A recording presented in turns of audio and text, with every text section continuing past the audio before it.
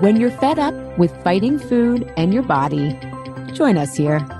I'm Allie Shapiro, creator of the Truths with Food program and your host for Insatiable, where we explore the hidden aspects of fighting our food, our weight, and our bodies, and dive deep into nutrition science and true whole health. Fair warning, this is not your parents' health care. This is a big rebel yell to those who crave meaning, hunger for truth, and whose lust for life is truly insatiable. Believe me, freedom awaits. Welcome, everybody, to Season 7 of Insatiable. Today is Season 7, Episode 1, The Pros and Cons of the Elimination Diet with Jennifer Fugo. This season, our theme is hunger and taking a fresh look at different approaches to satisfying our hunger. To be physically and emotionally hungry is to be vulnerable. As Dr. Brené Brown says, vulnerability is uncertainty, risk, and emotional exposure. To have physical hunger or to acknowledge our emotional and soul hungers is choose to be open to the daring risk of being fully satisfied. We will be exploring various diets and approaches to satisfying our holistic hungers. Before we get to our first guest today, during our transition episodes to Season 7, I had hinted at something about if you love the conversations we have here and are all about exploring and experimenting to finding the radical truth for every body you have, being physical, emotional, and soul, I had something exciting to share with you. Drum roll, introducing the Insatiable membership community. This community is designed to help you take action around the topics we discuss here and support you to find your radical truth. I rolled it out privately last year to clients, new and old, and the results have shown me there is a real need for community where we can trust ourselves, learn from each other, and as we get healthier, want to take more daring risks to make our life choices potent, healing medicine. I'm now opening the community up to Insatiable listeners. In a nutshell, it's a community where there are no gurus and we learn from each other. Once a month, we have a mastermind topic that helps you gain clarity and have group to support and learn from wherever you are on your path. And once a month, there's also a Q&A call with me where I coach attendees to get inspired, unstuck, and clear on your next step. We start a fresh new season of topics in March, which will be focused on a fresh, renewed look at our hunger. You can find more details at allieshapiro.com/IC2019. Okay, now on today's shows. We have my friend, truth teller, and clinical nutritionist Jennifer Fugo on to discuss the pros and cons of the elimination diet. Personally, I have known Jen for maybe a decade now, and I just admire her integrity and mastery. So a little bit more about Jen. She is a clinical nutritionist empowering women who've been failed by conventional medicine to beat chronic skin and unending gut challenges. Because she's overcome a long history of gut issues and eczema, Jennifer has empathy and insight to help her clients discover missing pieces and create doable, integrative plans. Jen just launched SkinInterrupt.com to interrupt the failed conversation about chronic skin problems with helpful alternatives that you aren't being told about. Right? On this podcast a lot, we talk about it's the stories we're not hearing that are affecting us just as much as the ones that are. She has a master's degree in human nutrition from the University of Bridgeport and is a certified nutritionist specialist. Her work has been featured on Dr. Oz, Reuters, Yahoo, CNN, and many podcasts and summits. Jen's also an Amazon best-selling author and the host of the Healthy Skin Show. Thank you so much for dropping by Insatiable, Jen. Well, thank you for inviting me. I love having these conversations, and I love the perspective that you bring to it as well. It's very thoughtful, which, thank you. It's just nice because think about how many of these conversations, online are not thoughtful. It's like slinging mud or pie at one another. And what I appreciate about you is you're really into digging in and understanding it from different perspectives. It allows the listener to make a decision for themselves that is intelligent, that they can speak about it in an articulate way. So I think that, you're elevating the conversation, and I appreciate being here with you. Well, thank you. I think you value that because you're a truth seeker yourself. So speaking of, mud sling or pie slinging, right? I feel like many people, we hear the elimination diet out in the ether now, right? It's become mainstream. When you and I first started out, right? When we've met, I mean, you're in Philly, we've known each other for years. I feel like this elimination diet was kind of this new concept. And as more people adopt it, do their own spin on it, it gets kind of watered down. But many people turn to the elimination diet when they have a hunger to get relief from fatigue, skin issues, stomach, joint pain, right? As well as also to feel satisfied from food. And if you have gut issues, it's hard to feel full, satisfied, or if it gets really bad, you start to fear eating, right? Because of what pain it may cause. And so as a result, many people these days are just blanketly recommended the elimination diet, but it's not a one size fits all approach. And you had this really meaningful post that really got me to want to bring you on specifically. I mean, you have such a breadth of knowledge, but about how this has quickly devolved into people just eliminating more and more foods as if the elimination diet is the end and not a tool. And so I want to first kick off with, can you define the elimination diet for us? Because it's gotten so watered down. Yeah. An elimination diet is basically a diet where you would remove specific foods.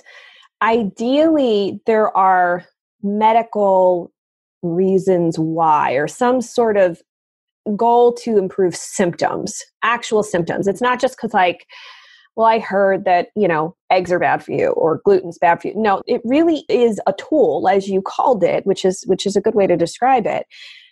The problem is that at some point, probably about 10 or 15 years ago, I think the book industry began seeing that there was real success. I mean, we've all known, like, these health and wellness books have been around a long time, but we've seen, I don't know, it seems to me that there are more and more and more of them. Everybody has their own diet, everybody has their own approach, and every single health and wellness book now includes recipes and meal plans. It's like you have to do it, even if you don't really ever do any cooking or anything in your particular approach. For some reason, that's a necessity. And so what has happened is that we have led people, in a sense, to believe, and it's not untrue. I mean, I'm a product of this, and I also have to take responsibility for the fact that I probably too have contributed to this idea that if you remove certain foods, you're going to feel better. And yes, that may be the case. I came to this because I had severe diarrhea. I'm just going to put that right out there. We're just going to go there right away. Look, guys, we only know each other for 5-10 minutes, and already I'm throwing poop into the conversation. But I deal with this all day. You know what I mean? I try and got to keep that in mind. Anyway, so I had severe diarrhea, terrible gas, horrible bloating. I had started gaining weight, and I definitely was an over-exerciser for sure. And no matter how much I cleaned up my diet, it wouldn't go away. And so eventually I found somebody that listened to me, and she said, "Hey, I think gluten's making you sick." And I was like, "I don't know what that is." Well, this started me on this journey of taking out gluten, dairy, eggs, cruciferous vegetables, the cashew family, and for months and months, I didn't have any of these foods. And eventually I started adding them back in, but I did experience that sense of loss, of grieving, of being empowered, and then yet at the same time hiding the shame that I felt in sitting there watching everybody eat except for me and feeling like, I don't know, I guess kind of like a loser, like, why can't I just eat like everybody else? Why is this happening to me? So you experience this broad range of emotions. And so the problem that I have now, and I realize, is that the elimination diet is easy for us to promote because it really does tap into that sense of a person who they hit this point where they're fed up with what their current doctor or health practitioner is offering them, and they feel in this moment empowered. What else can I do? And so elimination diets become this really easy tool to essentially sell someone that if you do this, if you take these foods out, you're going to feel better. And you may, but there's a consequence to that. And I will leave my response there. Well, I think one of the things that first of all, Carlos and I laugh all the time about recipes because he works for AARP, their Spanish side. And, they will do these amazing features of like these in-depth Latinos, like changing the world, right? And like when it gets traffic, like the beet salad, like we're like, everybody has to do recipes. So I love that you're bringing how the marketing aspect of wellness is interfering sometimes with the more nuanced conversation. And yeah, that like recipes alone are not going to solve this, right? And I think it also plays into the narrative that we have around health being you have to restrict yourself, right? Mm-hmm. And Mm-hmm. that and there are times, to your point about the loss, as you're working through this, but ultimately, if it's a tool, you don't have to restrict yourself forever with certain foods. Like if you're actually getting better by getting to the root cause, you shouldn't be having to live in this kind of restriction and Correct. loss forever. And so as part of, you said you'll leave that there, but is that, I think that's part of the con, is that people think the root is the peanuts or the nightshades. Mm-hmm. Whereas can you go into what you've seen as the root cause? And Allie, let me also just point out something here to everybody. If you have a legitimate allergy, like you're going to go into anaphylaxis or you have oral allergy syndrome or something like that, that's a different conversation. I just want to clarify that because I don't want someone to listen to this and go, well, so you're saying I can heal my, almost death-like experience to exposure to peanuts. No. This is a different thing. This is where you develop a sensitivity.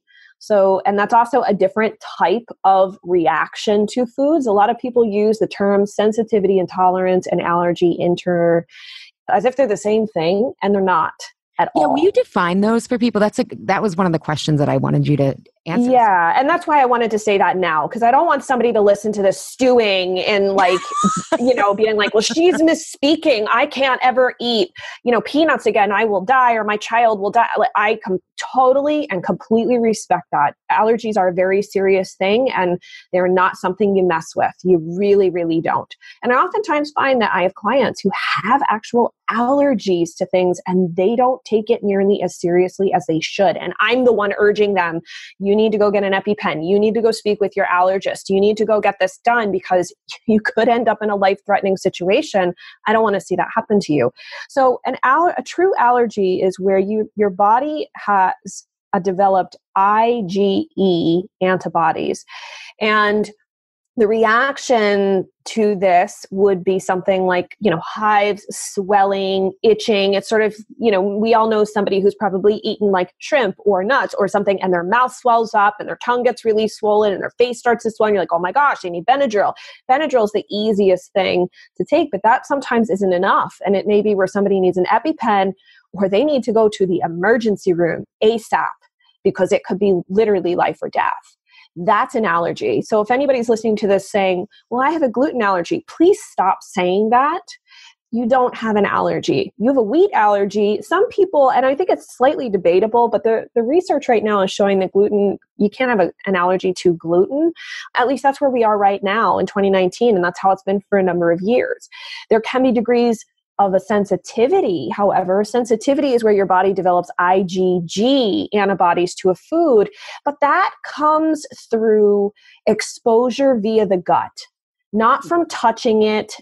I could touch gluten all day. It's not going to bother me, but if I ingest it, yes, I'm going to have a problem. I'm probably going to get diarrhea that we talked about a moment ago. But your body, in order to develop these sensitivities to foods, for example, that has to come through a state where your gut, specifically your small intestine, becomes permeable due to a variety of factors. And your body, in an unnatural fashion, becomes exposed to proteins in these foods, develops these antibodies, and there's a separate cascade effect that will cause inflammation and all sorts of symptoms that don't necessarily make sense that could even happen days after you were exposed. So it's not an immediate exposure like I'm allergic to peanuts, I touch the peanuts, my face is blowing up now. It's not that simple, and that's why it is often confusing to people. Whereas an intolerance is a lack of your body having an enzyme in it to be able to break that particular thing down. So the best example pretty much everyone is familiar with is lactose intolerance, where your body doesn't have the enzyme lactase in order to break it down. And then it causes symptoms that look like a sensitivity. So maybe gas, diarrhea, bloating, whatever, but it's actually not a sensitivity nor an allergy. That is so clear. So allergies, are definitely like in their own category. Mm-hmm. Whereas that's in my mind, like not reversible, right?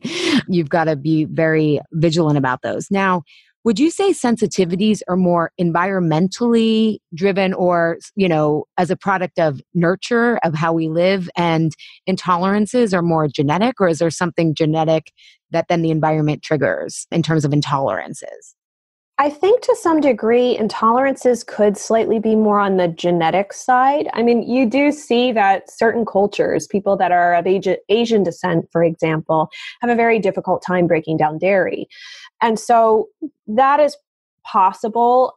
I would say, yeah, it's probably along the lines, but I'm not exactly an expert in that. I would say it's probably more along the lines of something that's more genetic than anything else. Mm-hmm. But sensitivity itself, I mean, you say environment. And when you say that, most people are going to think their environment, like in their house and walking around, the air we breathe, the water we drink. But they forget that there's also an environment inside of their body, within their gut, that also contributes to inflammation and dysfunction that can happen to this one cell layer thick barrier that lines your small intestine. It's literally one cell layer that separates the inside of this digestive tube and you. And so when that becomes compromised, we have problems, and that can happen for a variety of reasons. NSAID use, so non-steroidal anti-inflammatories, if you're taking ibuprofen every day, or, and you can, and by the way, you can look this up. There are tons and tons of studies that show that NSAID use, especially chronic NSAID use, can lead to increased, we call it leaky gut, in this world. Yeah, in the biz. Yeah, in the biz. But in reality, I know, but in reality, there's no such thing as leaky gut. It's actually gut permeability. So that's how it is described in scientific research. And not only that, it increases your risk for ulcerations, for bleeding, for really serious problems. So that right there is an issue. Stress can certainly be a factor. If you've been exposed to antibiotics over the course of your life, especially multiple times, that is certainly a factor. And then also too, dysbiosis. A lot of people don't understand what that is, but it's essentially saying that the population of gut bugs that you have living inside your colon are not necessarily in the balance that is most favorable towards your health. So if you have too much Candida albicans or other fungal organisms, or you might even have opportunistic bacteria that normally that they are actually a part of what we could describe as commensal bacteria, but they're in too large of a quantity, and they can cause issues. Gut infections that include parasites, viruses, and bacterial infections can also be an issue. So there's so many factors to this. Hormones play a role. I mean, it's a complicated web. And that's why it's oftentimes difficult for people to figure out what the heck's going on themselves. Yeah, I love that you clarified that environmental term, because I'm such a metaphor person. So I thought of the internal environment, but also the external. So I'm glad that I think most people forget that our gut has a internal environment. Yeah. In Truths with Food, I always say, like, how miraculous is it that a lot of times, because it's only one cell thick deep, like, it's kind of miraculous that more stuff doesn't go wrong. And it's also not surprising that we're having so many problems, right? Yes, it is. And, the other piece of it too is that we're so fixated upon, we like to look online and we like to say, oh, well, I came across this blog and this girl has the exact same symptoms as me. So I'm going to do what she did because, if that worked for her, I know it's going to work for me. And inevitably, people forget a number of things. Number one, those stories are all streamlined because what looks like a relatively straight line, you and I both know is not. They always leave out a lot of the gory details and the pitfalls where they made mistakes. And sometimes you just honestly forget. And number three, they include oftentimes these very restrictive diets. And what I think is sad is that it misleads people to believe that there's always going to be this hope if I just take out more and more and more. Well, Jen did this worked for her, or Allie did this worked for her, so it has to work for me. And what that, I can appreciate that level of hope and that wanting to do what you can within your power that you feel like no one is able to help you with. I completely understand that and appreciate that. But what it forgets or leaves out is that you are your own unique being. You come to this moment in time with a very unique circumstance that no one else on this entire planet experiences. You have genetics, you have however many years of being alive, and that includes all the big traumas and the little traumas you have experienced in your life. It includes your relationships. It includes the mental patterns that may or may not contribute to stress. It includes various exposures, some of which we don't even know how much we're exposed to because our government constantly seems to shift the rules on how much of what is allowed in our water or in the air, a number of things. Seriously. Or what's sprayed on our clothes, or, just the things that we are exposed to. And it's not just food. It could be lurking behind your walls. It could be a chemical that is in, say, the building equipment that was used to build your brand new house. I hate to say that, but some people have sensitivities and allergies to formaldehyde, propanol. Oh goodness. I like, this is one of the things, propanol. I think that's how you say it. Like, there's all these chemicals now that we don't even realize could affect us, or mold. And so, that's why I say you have to remember that what worked for one person may not work for you. And it's important to take a step back and say, okay, great. If I do this elimination diet, what's the end goal? How am I going to do it for? Because there's some serious pitfalls that I think we should discuss, that you should consider whether you're on one now, or you're in the middle of one, or you're considering doing one. Yeah. And what you said was so great. And I think that one of the key takeaways that I want people to really emphasize is, if you have to keep eliminating more and more foods, you're probably not addressing the gut dysbiosis that Jen was describing that could happen, or there could be something else.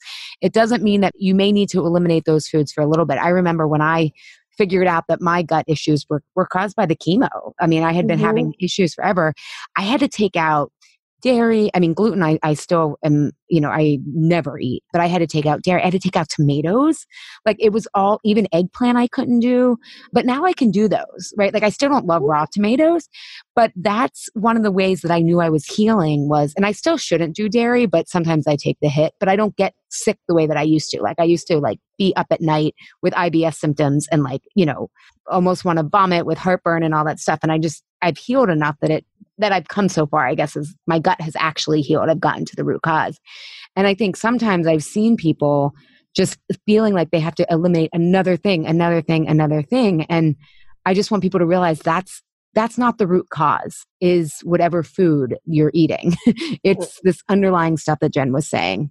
Yeah. And I actually describe food sensitivities flat out as being a symptom. Oh, I love that. It's not a root cause. And I'm very... Look, I take responsibility for my part in whatever I have played in us getting here. And I know, I had a website since 2011. It was, gluten-free school. And it was all about teaching women how to practically live their life without feeling like they were missing out because they couldn't eat gluten.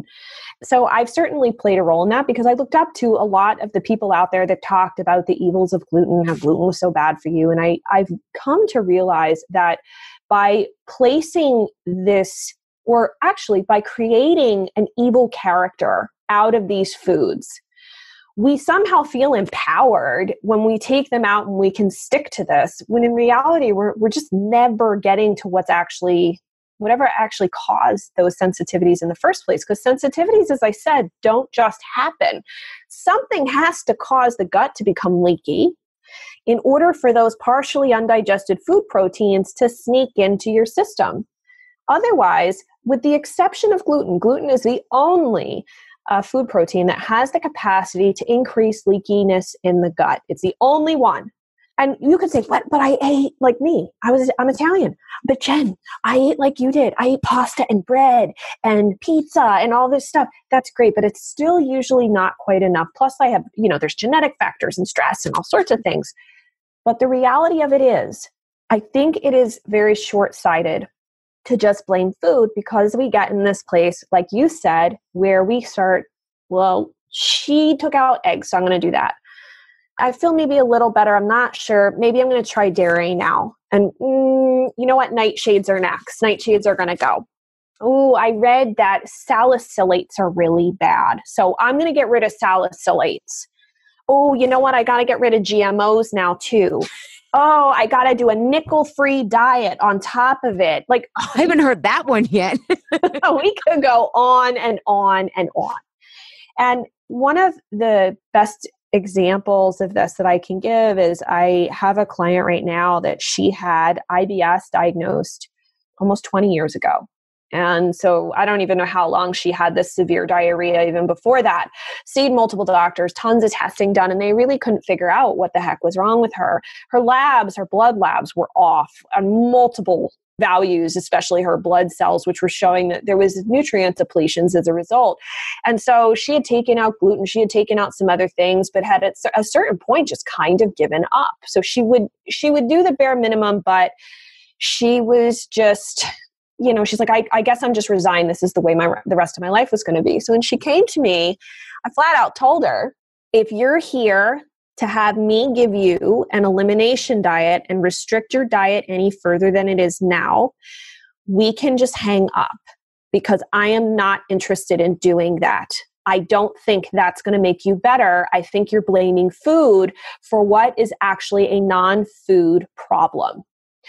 And so, she was like, all right, look, I'm at my wit's end. I'm willing to trust you. And so we, number one, looked at her digestive function. She didn't have enough stomach acid, number one. So if you're not breaking your food down properly, that's the first problem you've got to address.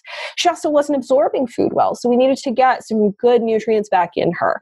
And within a month, not only did her diarrhea go down to a point where she only had it twice a week. And this is going from like 5, 6, 10, 12 times a day, traveling for work, which makes it more stressful, using Imodium AD, to a point now where she can go to the gym because she has enough energy to do that. Her stomach's not getting sick. She's feeling great. Her mood is stabilized. And we didn't even get to actually dealing with what was in her gut. We just focused on getting her feeling better and pooping like a normal person. I can't even tell you, for somebody who has gut dysfunction, just being able to poop like a normal person is a really big win. It's bigly. It's bigly. It's bigly. Yes. Yes. And so she said the biggest surprise to her was that I didn't ask her to cut anything out, that we were able to get her to that point without her needing to remove any food. And it turned out she had dysbiosis. She had a bunch of organisms in her digestive tract that were not friendly to her. They were gobbling up all her nutrition. And basically she had very expensive poop because she wasn't absorbing it. And then those bugs were throwing off tons of toxic waste products, which they normally do, overwhelming her liver and creating this very highly inflammatory situation. And so we addressed that, we balanced that, and we're working on getting her through this last stage. And I'm very hopeful for her. But I can't even tell you how many times a week I have the conversation with somebody about they're now afraid to eat. I don't know what to eat because everything makes me sick. And then it's a challenge to coach this person because everything that they have read has convinced them over and over and over that just the more food you take out, the more likely it is that you will get better. And even for like a friend of mine, Mickey Truscott, she is really well known for the AIP diet. And she is wonderful. And I've asked her a number of times, I said, Mickey, AIP is pretty restrictive. And she's like, it is. I said, what happens if after 30 days, 60 days, 90 days, you don't feel any better? Do you keep going? And she's like, no. It means you have to go ask for help. There's something going on in your system that is not food fixable. And at that point, there is nothing that's going to correct that. And so the dangers here is that by pushing the elimination diet model on people, we, number one, allow people to make decisions about what they should and shouldn't eat that aren't based on their best interest. It's based on how they feel and how they perceive the journey should be based on what they've read online about what somebody else did. That tends to lead to increasing just general fear of food.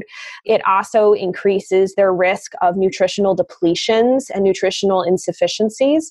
And that can be a really serious thing. You will not feel better if you are not absorbing food. And that means too, people will also start cutting out macronutrients. And you see that with, and look, I have nothing against the keto diet. I don't really work with it at all, but you see people that are like, oh, well, maybe I should be low carb. Maybe I should do that. They're so confused about what to do because there's so many different diets that now are just stripping the body away of macronutrients that they're like paralyzed, and they start making decisions that don't take into account that they're actually pretty sick. And your body needs to nourish itself. It needs support, not stripping.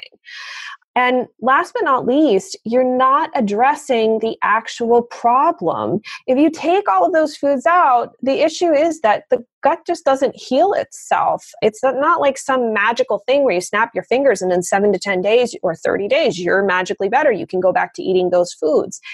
That's not the case. If you have digestive function issues or you have a microbiome that's really out of balance, you have to do something about it that takes it to another level that is oftentimes very difficult for someone without any type of background in diet theory or working with people clinically to be able to handle. And just one last point, I'm just going to forewarn you that elimination diets that are posed as like cleanses or detoxes, where they cause you to have extreme symptoms like lots of diarrhea, are very, very unhealthy. They are incredibly disruptive of the microbiome. Every time you have diarrhea, that is literally a flush of your digestive system. And so you lose nutrients, you disrupt the microbiome, so you're flushing out the good bacteria and the bad come back a lot faster. So I just would caution everyone to be very, very careful of when you do things like that and for how long. And if you're not feeling any better after 30 to 60, 90 days at most, ask for help. You just said so much good stuff. I want to circle back to and ask you a couple more questions. First of all, for listeners, AIP is the autoimmune protocol. If you aren't familiar, it's a type of diet that, as Jen was saying, is pretty restrictive, but it's to try to reduce autoimmune symptoms. And then macronutrients are your fat, protein, and carbs. That's what we consider macronutrients in the nutrition world. So what Jen was saying is sometimes people want you to cut out whole groups of macronutrients, which to Jen's point, build up your body. Right? These are like the building blocks of nourishment. One of the things that really struck me that you said about cleanses and detoxes is I think our culture, we conflate health and weight so often that we see these supermodels or these celebrities, right, who naturally thrive on maybe like they can thrive on a vegan or vegetarian diet. And we think, oh, because they're beautiful and their skin is glowing and because they're thin and they're doing this, like it's unconscious, but we think like, oh, that's what health should be. Right? Again, it plays into this restrictive, it's about weight loss versus you could really damage yourself if you're cleansing and detoxing. And especially if you are in a compromised state, your body cannot, like you almost have to pace yourself with like, say, for example, to Jen's point about the bad bacteria, when that dies off, you have to pace yourself and support yourself as that happens, as that bad bacteria dies off. Like it's no joke. Right? No. And it's funny you say that. One of my podcasts that I released sometime, I think it was this past fall, I talked about how I don't believe in liver detoxes at all. Your liver, for those of you who don't know, a lot of the ways we talk about detoxing is like not rooted bullshit. Yeah. Sorry, I didn't know. Oh yeah. Yes. It's utter nonsense. It's not based on science. Your liver has two separate detoxification pathways, and detoxification is a biochemical process. Okay, there's legit science here that goes on. It is like a chemistry set, and there's two phases: phase 1 and phase 2. And so what phase 1 does, and I'll just give you the brief overview here. Phase 1 takes toxic chemicals and it converts them to even more toxic chemicals. Isn't that odd? I was like, wait, what? Tremendous. I'm like, okay. And so then those chemicals need to go through phase 2. Now, to be fair, not all things go through phase 1. Some can just go straight through to phase 2. But let's just take a step back and remember, for those of us who may have been familiar with like the show I Love Lucy, the show where Lucy and Ethel are at the chocolate factory. Oh my Do God, you that's remember iconic. this? Yes. And so basically they're sitting there and the boss is like, all right, you have to wrap all of these chocolates or you're fired. Don't let one through. And they're like, oh my gosh, okay, we got to be really good with this. So initially the chocolates start coming down the line and they're wrapping them, no problem. And then I don't know what happens, but the chocolate line speeds up so quickly that they can't keep up. And all the chocolates are falling off and they're stuffing them down their blouses and in their mouths. And they're like, we can't let them see them, and in their aprons and all sorts of stuff. And that's essentially what happens when your liver detoxification gets overwhelmed. It cannot handle how much stuff is being thrown up at it, because now you're saying, okay, well, I want to kill off and rebalance my microbiome. Well, the bad bacteria and the yeast and all that stuff, they're already producing toxins, but they themselves, as they die off, are also going to produce a tremendous uptick in toxic waste. So that's like where the chocolate belt starts speeding up and your body can't keep up with it. So all of these toxins, right? I said phase 1 produces more toxic waste. You've got phase 1 and then stuff that hasn't yet gone through phase 2, all pulling up because your liver for phase 2 requires specific ingredients in order to detoxify those chemicals and make them less toxic to be excreted out of your body.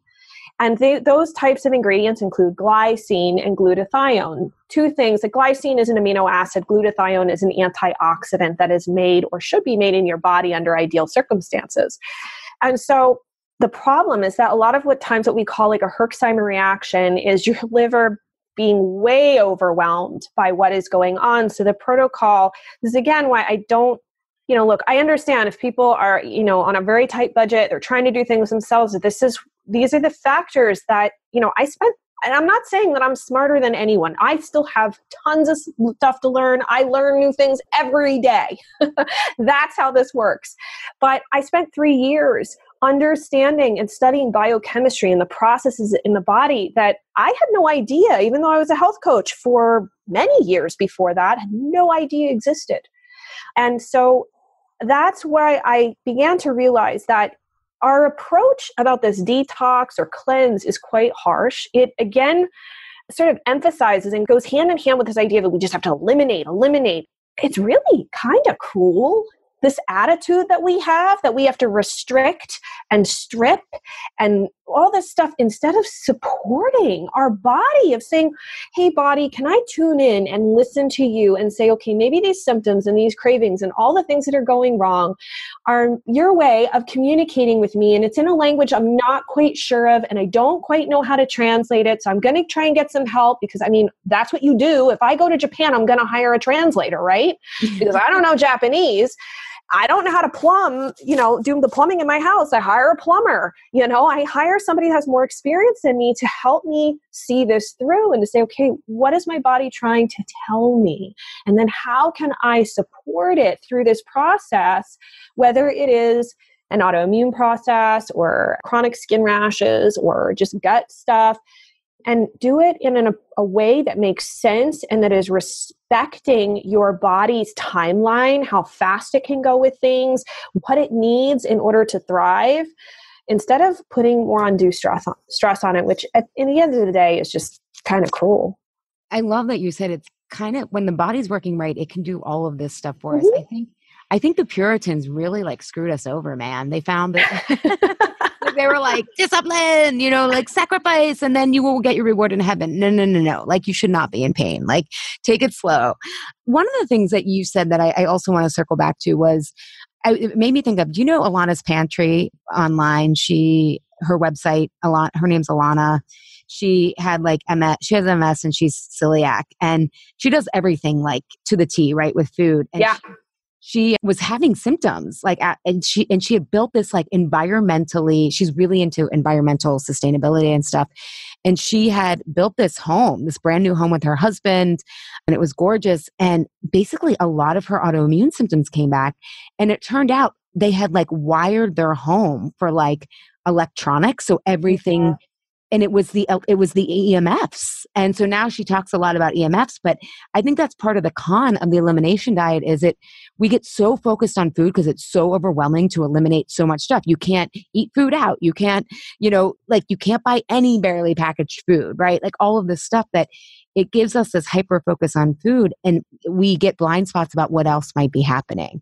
And I think, again, I'm always looking at the cultural myths that give us these blind spots, but we very much believe in it's the individual in America, right? It can't be anything out there that maybe some people call them government regulations. I think of them as protections because someone probably got screwed or got sick as a result of these right things of you need to pay attention to, but we don't have a very protective culture or government. I think about, I don't know if you saw the New York Times article about how like the Kraft and all these packaged foods, they have different ingredients in Europe because Europe will not allow the ingredients that our government allows in our food, right? Because we have piss poor regulations here, which I call protections.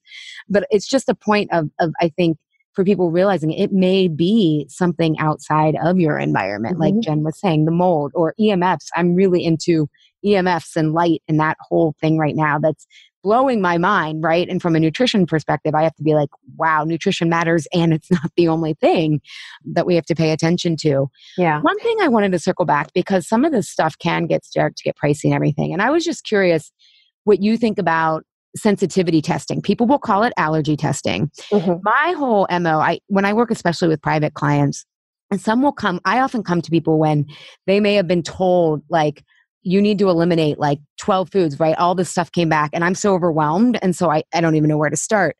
And my whole philosophy has been like, look, as we get your gut healthier, and especially with my clients, start to alleviate some of your stress, some of these foods are just not going to be, you're not going to be sensitive to them anymore. It's going to take some time. And I've always just told people, like, if you're in a budget, or feeling overwhelmed, start with some of the bigger ones like gluten and dairy, but you don't need to worry about celery or asparagus. And I'm curious about your perspective on some of these, and I know sensitivity tests, which are billed as allergy tests, right? This is another confusing thing for people. But based on Jen's definition, they would be sensitive, and the true definition, they would really be food sensitivity tests. How do you approach both whether people should invest in them and then what to do with the results? Because I also tell people, is this going to change your behavior? Because if it's just going to overwhelm you, let's focus on the big stuff and get your gut back in order and your hormones and blood sugar. But I love your perspective. Yeah. So one thing that I would say is that I don't encourage people to just blindly invest in tests. If you want a true allergy test, you have to go to an allergist, and they'll do like a patch test, a skin patch test, or they can, so even actually your regular doctor, they can run blood labs looking for those IgE allergy antibodies to foods and all sorts of stuff. So, if you do find that you're like constantly having issues, you could legitimately get that covered by your insurance, whereas the food sensitivity panels, typically you're going to pay out of pocket for. My concern with like large ones is that oftentimes so much comes back. People, like you said, Allie, they're like, I don't even know what to do with this. Like, I basically can't eat anything. And I'm like, okay, slow down. This is where, before I used to think, a couple years ago, I was like, everybody should get food allergy testing. It's really helpful. And actually, I don't know what got me away from it. It may have been more that a lot of my clients are somewhat budget conscious. I mean, they're willing to spend money on their health to a point, but they also don't want to just throw money at the problem. Yeah. And so as I listen to people more and more, one of the big things that I realized was that if you ask questions, like I have a 10-page intake, and then from there, like I'm looking at the regular labs and I'm looking at whatever, if they've had any like quote unquote functional labs, like a food sensitivity lab would be considered a functional lab. I'm looking at all of those before I even talk to them. And I'm like, all right, now let's really dig. And if they put down diarrhea, or constipation, or gas, or brain fog, I'm going to question them about it. So we're going to, I know it sounds silly, but we're going to dig into every single symptom. When does it happen? How often does it happen? What kind of pain are you experiencing? Like, I want to know all of these different things if a lot of people don't ask. And most of the time, I will say 90% of the clients I work with don't ever need food sensitivity testing, because I can tell from their symptoms whether it's likely looking like SIBO, whether it's a systemic issue that probably, one urine test that's looking at a bunch of different systems could show us if there's nutrient depletions in conjunction with some very traditional labs that can be run through insurance. Or if it's really severe gut issues, like, hey, let's just focus the money on that stool test. That way we can get actionable results and really start resolving dysfunction and like what's happening in the microbiome and nutrient levels, as opposed to fixating on taking all this food out. And oftentimes people can kind of, they'll say, look, I can tell when I eat eggs, I end up in the bathroom in 5 minutes. I'm like, okay, let's just like part ways with eggs for the time being. Like, I think that's like the easiest way to do it, because that was one of the symptoms for me when I would eat eggs. 5 minutes later, I had a date with the toilet. So there's some you can figure out. But a lot of times, if you're properly digesting food, that right there can start correcting issues. I mean, this sounds really simplistic too, by the way. And this goes out to all of you fast eaters, eaters in the car, eating while you're talking, you shovel your food in your mouth, any number of things. Like, you can eat in 5 minutes or less. You got to slow down, because there are no other teeth in your digestive system. They just a great way of putting it in your mouth. And the teeth are not just there to look pretty when you smile. They serve a legitimate function in helping us break food down. Your body cannot absorb big chunks of food.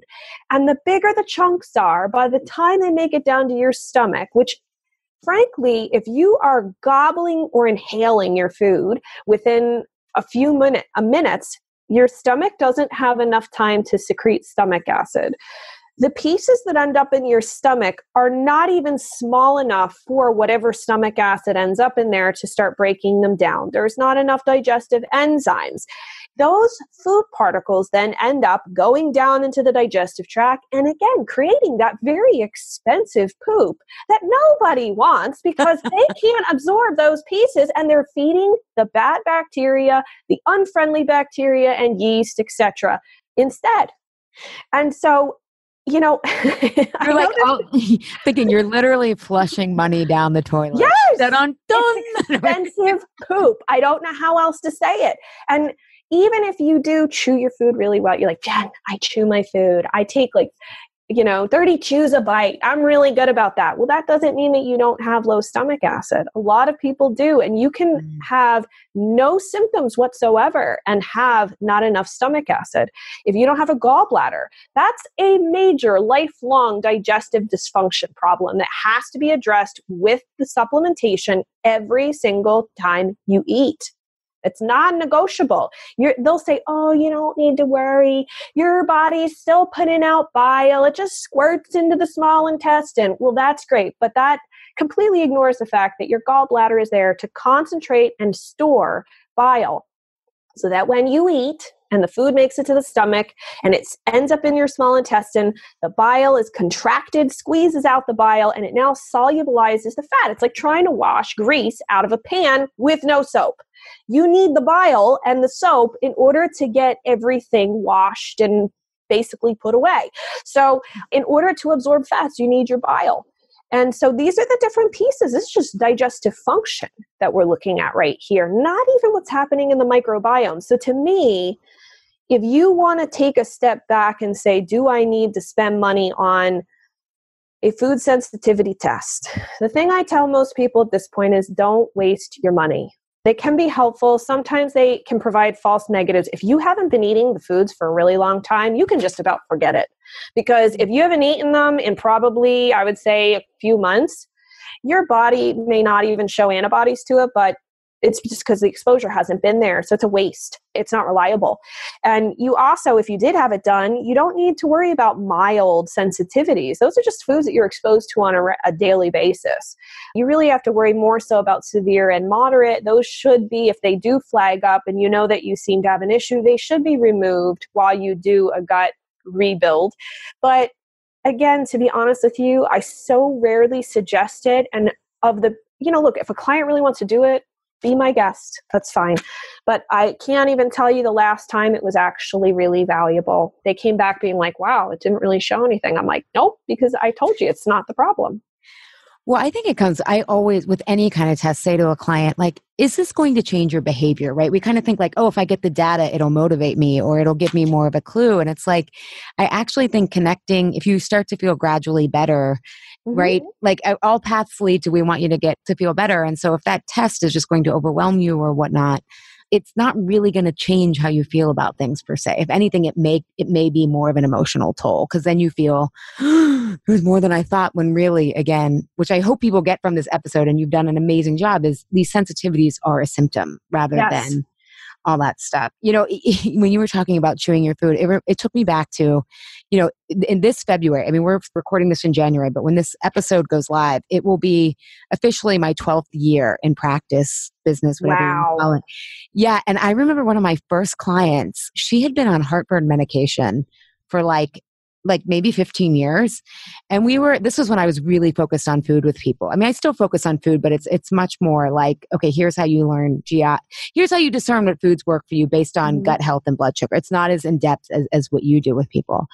But I remember chatting with her, and one of the things we were working on was just her slowing down, because she was like, I don't even feel satisfied with my food. And she's like, I have heartburn. And I had learned about, this was like the early days of when I was studying functional medicine back then, of like, okay, usually you have heartburn when you don't have enough stomach acid. And obviously I never touch people's medication or tell them what to do. But I said, what if we just like try you chewing better and slowing down to see if you feel more satisfied and whatnot.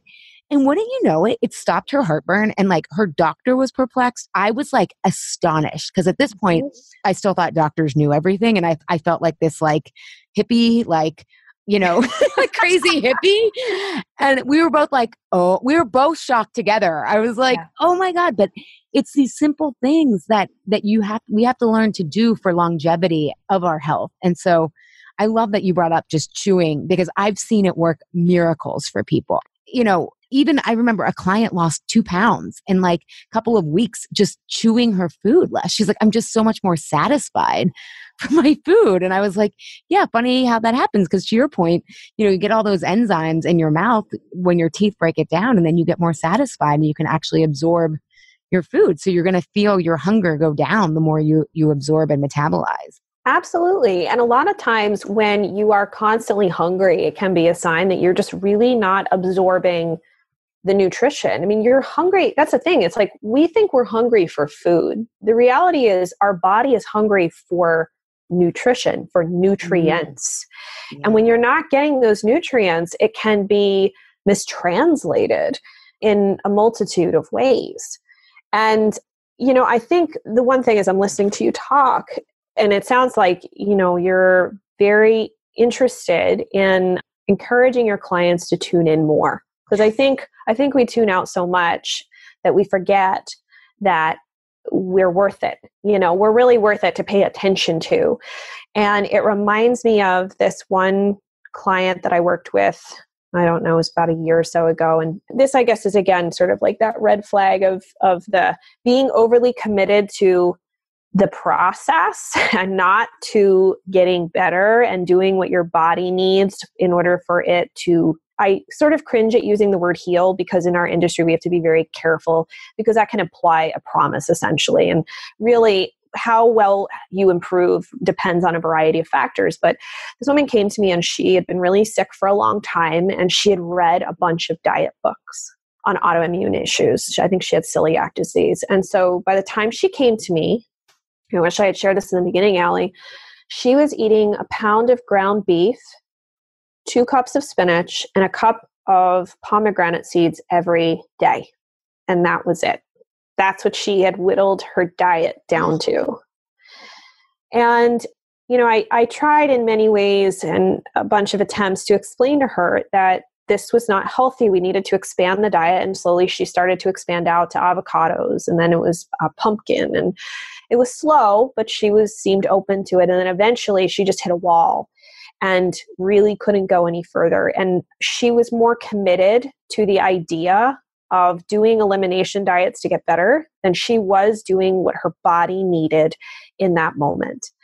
And I think as we're kind of like, I know we're kind of winding down to the end here, I just want to leave people with a thought that whatever your values are, whether you're a vegetarian or vegan, or you believe in the keto diet, or you whatever your belief is around diet and how you should eat and show up as far as food is concerned, if you're ill, you have to throw a lot of that out the window.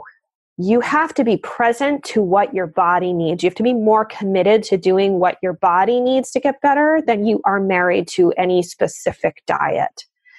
And the reason is that if you're not, it's going to be really hard to make changes because you're constantly fighting this ideology that you hold so true instead of being present to your body. If your child needs something, you're probably at a certain point going to be like, all right, we got to do this. We don't have any other choice. And you're more willing to do it for a child than you are for yourself.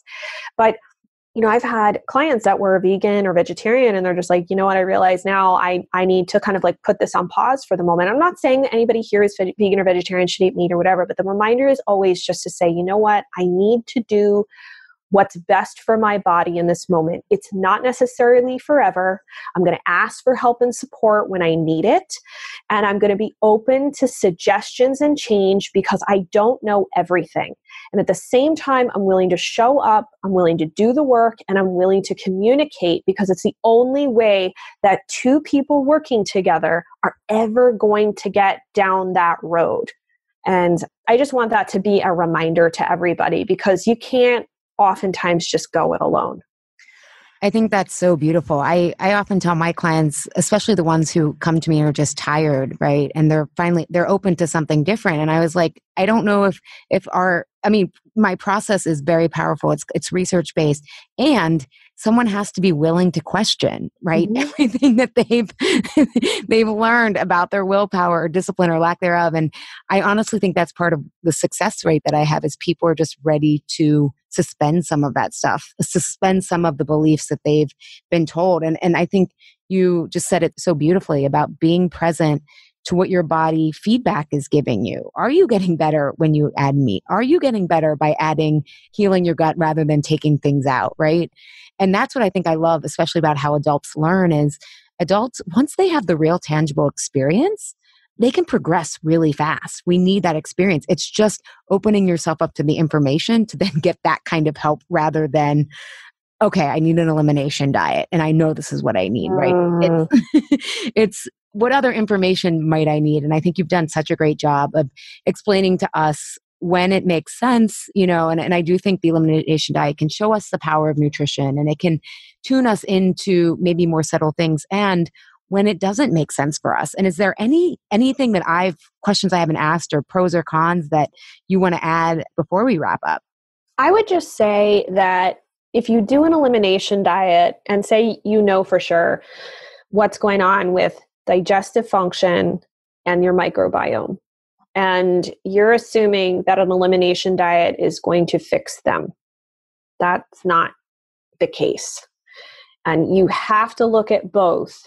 Those are factors that you may need help with, you may need some guidance with, and it's okay. I mean, at the end of the day, I don't want you to continue suffering forever. I don't think you do. I mean, there's a certain point when I can appreciate people going off and doing research on their own, but I mean, I don't know. I'm not going to be like looking into my eyes and being like, oh, I need cataract surgery. Like I'm going to go to an ophthalmologist, like I'm going to go to somebody that's schooled in that.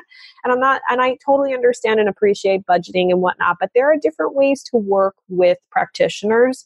And I will also say this, don't be afraid to say, look, do you have some other way in which I could work with you? I know that I need help, but it really is beyond my budget. If you do have budgetary issues, is there some other way that I can work with you or get some guidance or some help? Because, it's kind of sad. I do to some degree realize that our healthcare system is not set up for helping people become well. It's a symptom management system that milks the cow for as long as you are alive. And it's very sad. And I also, I have some concerns about the way that even the functional quote unquote functional system is set up as well, in that there's not a lot of regulations about who can call themselves functional and what that really means. There's a variety of different standards out there, so it can be difficult of who to trust and how to get that type of help. But at the end of the day, if you try things and you feel like you're not getting better, it's time to ask for help and figure it out. Be more married to the idea that you can find a way than you are to any of like the negative reasons that come up in your mind for why you can't do this or why you're not going to be able to afford something. You know, when I had severe candida and adrenal fatigue back in 2009, my husband had just gotten laid off from his job. We lost 2/3 of our income. I had every reason in the book to be like, I just can't do this. I can't see these practitioners, can't get the testing, can't buy the supplements. And I was so determined that I figured it out step by step. And I am so inspired by so many clients of mine that have done that in whatever circumstance they're in. I just want to offer that to you as do not give up. Don't be put off by things. Figure it out. If one practitioner is not the right fit for you, keep on looking. You never know. It could be the next stone you turn over that is the right place for you to land. Persistence pays off in the end, and just be very cautious. If you've read all these books that promise you're going to get a world better just from removing more and more foods from your diet. And by the way, anybody listening has skin rashes, same deal. A lot of times you cannot get off those very strict elimination diets once you go on them. But yeah, so... Well, I think that's very wise, going step by step and breaking it down. And I think even, you know, we focus kind of on some of the a lot of the pitfalls of the elimination diet. And if your first step is to try something, you know, start with gluten 1 month and see if you notice a difference. You know, start with dairy 1 month. Don't think you have to do everything at the same time. No, and clean up your diet. I mean, that's the first thing. If you're drinking soda, stop drinking soda right there. Yeah. Because as soon as do you really want to pay somebody $500 an hour for them to tell you to stop drinking soda? Yeah. I mean, like, do that basic stuff on your own. That will really help you save money if you just start making those changes now. And then once you get to a point where you're like, all right, I've kind of maxed out my... Yeah, there's more. I'm going to ask for help now. I love that you brought that up. Yeah, because I think that's one of the things sometimes when I'm like trying to explain how Truths with Food is different than like other coaching, because it's really different. It's like, I just want people to know they can get so far. Like, you can get so healthy. You can get so far, right? Like, that's part of my like excitement. I don't know. I mean, Jen, you had a lot of health issues and I did too. I had just accepted such a low level of health for so long. Yeah. And I'm so angry that I didn't even know what was possible, you know? And so, it can always improve. And I just, you know what, I totally just remembered, Allie, I'm such an awful interview today. I just completely remembered. I have this great article on my website that's all about low stomach acid. So if anybody was listening to this, like, well, how am I supposed to test if I have low stomach acid? I'm happy to share that. Yeah, that way you can go and read about why. So you can kind of break it down further for you. And then it'll explain to you how to do the test, which is free, by the way. So you can figure out whether you have low stomach acid or not. Oh, I love that. Yeah, I will link that as well as like all the places you can find Jen and everything in the show notes. So thanks. Yeah, I had low stomach acid for a while and I had to use enzymes. Then eventually just raw apple cider vinegar helped me in the later stages of healing. So I'm glad that you have that article for people because that will solve a lot of issues for people. Yes. And like I said, like just correcting that can oftentimes make a massive improvement. You really, like if you do have low stomach acid, I'd say you got to probably give it about 2 weeks to maybe 4 weeks and just like track your symptoms and be like, okay, these are the symptoms I have now when I eat, and then start comparing them once a week, not every day, and just notice, are they getting better? And that can be really helpful. And just all of the digestive symptoms and even other symptoms that aren't even in your digestive tract. It could be brain fog or energy or tingling in your fingers and toes, whatever, just so that you can see that how the body is reacting to one single change. Wonderful. Jen, thank you so much. Where can people find more of you? Yes. So they can find me over at my website, which is jenniferfugo.com. But I also have a brand new website, as you shared in the beginning, called skinterrupt.com. And that is dedicated to people that have chronic skin rash conditions. And I also have a brand new podcast called The Healthy Skin Show. And man, we're diving deep into that to really help show people the root cause approach in resolving these chronic skin issues. Because like I said, I had eczema and it's awful. It's just, to me, it's like hell having skin issues. And I just don't think that we're doing good enough in that realm to really help people thrive and find a better way forward. I love that because people probably have no idea that their eczema is caused by their gut or hormonal issues. It's dermatology has definitely not advanced that conversation. So no, no. And forget about the fact that, let's not forget that there is so much money awash from pharmaceutical companies in the dermatology world. So why on earth, when you could give somebody a medication for life that costs them, I don't know, $35,000 a year, $50,000 a year, why would you want someone to get better? There's really not that much of an incentive. So, oh my God, you're totally reminding me of an article of Goldman Sachs reporting to cancer companies that it's not in your best interest to cure people, keep them chronically ill. I mean, this is public knowledge, people. I'll share it on my Facebook page. It's sick to me because to me, okay, if you want to swindle me on a car that I don't need, whatever, it's like money out the door, but like my health, you got another thing coming. But thank you, Jen. This was fantastic. I love your level of mastery and detail and root cause resolution, which is what we're all about here. So thank you so much for your time. And everyone go follow. Oh, and you're on Instagram too, aren't you? Do you do social media? Yes. Social media. I'm on Facebook, but Facebook is just kind of weird these days. Yeah. I prefer Instagram. And you can find me at G Free School. Or just look up my name, Jennifer Fugo, and it'll pop up, or from any of my websites. And yeah, I have a pretty, I guess fun's not the word, but I really try to be informative and a little provocative. And I want to change the conversation and make sure that people who have these chronic illnesses are really being heard and that they're finding the answers that they need to in order to move forward effectively and efficiently without going broke. I love it. And Fugo, everyone, is Fugo. We will also list all of Jen's links and her article on how to test if you have low stomach acid in the show notes at allyshapiro.com/podcast. Thank you, Jen. Thank you for having me. Thank you, Health Rebels, for tuning in today. Have a reaction, question, or want the transcript from today's episode? Find me at allyshapiro.com. I'd love if you leave a review on Apple Podcast and tell your friends and family about Insatiable. It helps us grow our community and share a new way of approaching health in our bodies. Thanks for engaging in a different kind of conversation. And remember, always, your body truths are unique, profound, real, and liberating.